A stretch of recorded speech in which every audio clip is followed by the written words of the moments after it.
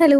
അപ്പോൾ ഇന്ന് സൺഡേ ആയിട്ട് ഒരു കല്യാണം ഉണ്ടായിരുന്നേ. ഒന്നല്ല രണ്ടെണ്ണം ഉണ്ടായിരുന്നു. അപ്പോൾ നമ്മൾ ആദ്യത്തെ കല്യാണത്തിൽ ബസ്സിലാണ് പോയിട്ടുണ്ടായിരുന്നത്. ഇടവ 5C ഡ്രീംസിലായിരുന്നു. ഒരു 10 മിനിറ്റ് യാത്രയേ ഉണ്ടായിരുന്നുള്ളൂ. ചെന്ന സമയത്തൊന്നും കുഴപ്പമില്ലായിരുന്നു. കുറച്ച് കഴിഞ്ഞപ്പം അവളുടെ സ്വഭാവം പുറത്തെടുക്കാൻ തുടങ്ങി. ഞാൻ വീട്ടിൽ നിന്ന് ക്ലാസ് എടുത്തിട്ടാണ് കൊണ്ടുപോയത്. കുരുത്തക്കേടൊന്നും കാണിക്കരുതെന്ന് ഇവിടെ കേൾക്കാൻ കുറച്ച് പേരൊക്കെ ഞാൻ നോക്കി. പിന്നെ ഞാൻ തന്നെ മെയിൻ ചെയ്തില്ല. ഒരു 12:30 മണിയൊക്കെ അടുപ്പിച്ചപ്പോഴത്തേക്ക് ഞങ്ങൾ ഫുഡ് കഴിക്കാൻ പോയിട്ടുണ്ടായിരുന്നേ. കല്യാണങ്ങളുള്ള ദിവസം രാവിലെ ബ്രേക്ക്ഫാസ്റ്റ് കഴിക്കരുതെന്നാണ് എൻ്റെ ഒരു ഇത്. എങ്കിലും നമ്മൾ ആ കല്യാണ ബിരിയാണി കഴിക്കുമ്പോൾ ഒരു ഗുമ്മ് കിട്ടത്തുള്ളൂ.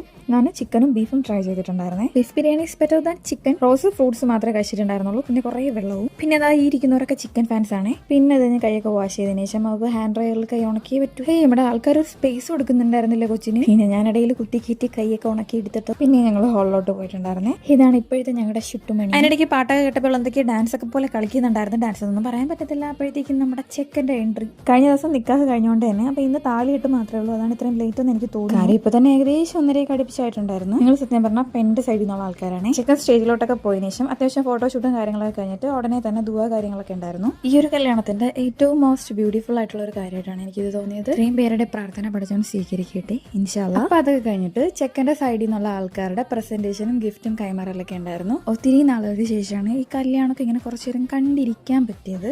അപ്പൊ അതൊക്കെ കഴിഞ്ഞിട്ട് നമ്മുടെ പെണ്ണിന്റെ എൻട്രി ഉണ്ടായിരുന്നേ. അത്യാവശ്യം നല്ല പാട്ട് ഡാൻസ് ഒക്കെ ഉണ്ടായിരുന്നു. അപ്പൊ ഇതാണ് നമ്മളെ സുന്ദരി ബ്രൈഡ്. അങ്ങനെ ചെക്കന്റെ കയ്യിൽ ഇതാ പെണ്ണിന്റെ ആങ്ങളമാരെ കൈപിടിച്ചേൽപ്പിക്കുകയാണ്. അപ്പൊ ആ ബ്ലാക്ക് ഷർട്ട് ഇട്ടതാണ് ഇക്കാടെ കസിൻ ബ്രദർ. ആളുടെ സ്വന്തം വൈഫിന്റെ സ്വന്തം അനീതിയാണ്. ഇതൊക്കെ ഭയങ്കര ഇമോഷണൽ ആയിട്ടുള്ള ഒരു കാര്യമായിട്ടാണ് എനിക്ക് തോന്നിയത്. പറഞ്ഞിട്ടൊന്നും കാര്യമില്ല. എല്ലാവരുടെ ലൈഫിലും സംഭവിക്കേണ്ട ഒരു കാര്യവും ലൈഫിൽ എന്നും ഓർക്കപ്പെടേണ്ട ഒരു ഡേയും ആയിരിക്കും ഇത്. അതിനിടയ്ക്ക് ഉമ്മച്ചിയുടെ ഫോണിൽ പെണ്ണിൻ്റെ ഫോട്ടോയും കാര്യങ്ങളൊക്കെ എടുക്കണം എന്ന് പറഞ്ഞിട്ട് അപ്പം ഞാൻ ജസ്റ്റ് കാണിച്ചിട്ടുണ്ടായിരുന്നു. ആൾ ഫോട്ടോ ഒക്കെ എടുക്കാറുണ്ട്.